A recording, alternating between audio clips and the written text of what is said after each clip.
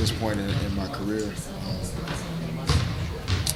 I played a lot of basketball games, and so there are certain times in games and certain games that obviously bring out a certain excitement and passion in others. Did Kobe tell you he was going to come to you? No, he just read the situation.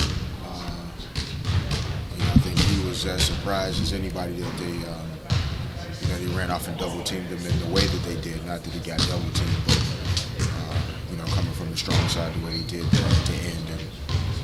And like I said last night, you can obviously understand any coach or any team deciding that somebody other than Kobe has to beat you, especially with the way he's been playing and carrying our team.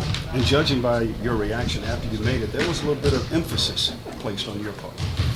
Well, it was an important game for us to win. Before getting out on the road, we've struggled so far this season. So there was a lot of enthusiasm for us to be in a position where we could close out the game at that point.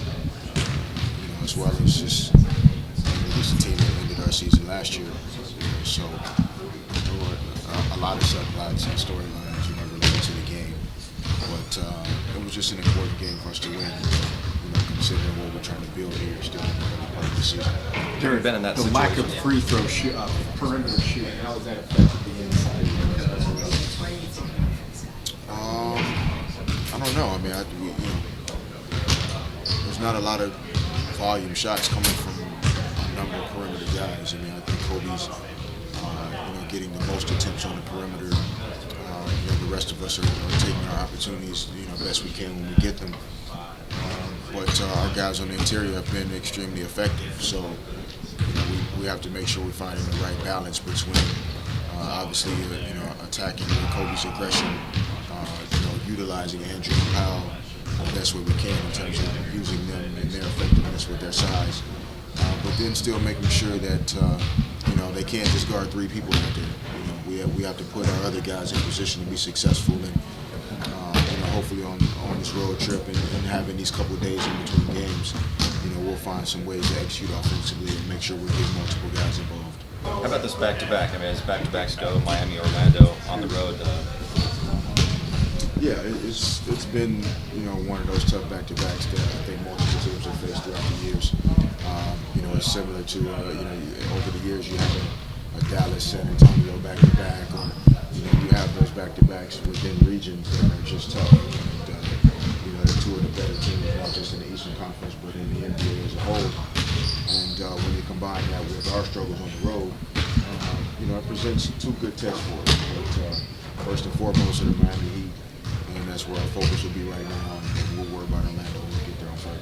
Guys, last question. You mentioned subplots. How emotional was it for you and your teammates reading Lamar last night? Yeah, it was an emotional night. We weren't sure whether to take all the stars and celebrities coming out to last night's game as a sign that they were there for us, or if they were there for Lamar. But it was definitely an emotional feeling in the building last night, and seeing him in a different uniform was strange. It was weird. We'll never let go of the relationship and what we experienced as teammates with Lamar. I think he'll be fine as time goes on. Some of the things you experience as a basketball player are just a part of his business. And Lamar has shown a level of professionalism that not many guys have shown over the years. He's an all-star caliber player. He's been asked to come off the bench and take a lesser role on multiple teams. Last year he had one of his best seasons ever as Sixth Man of the Year. And as time goes on, he's going to be a key member of their team. And he's going to have a lot of success as a player.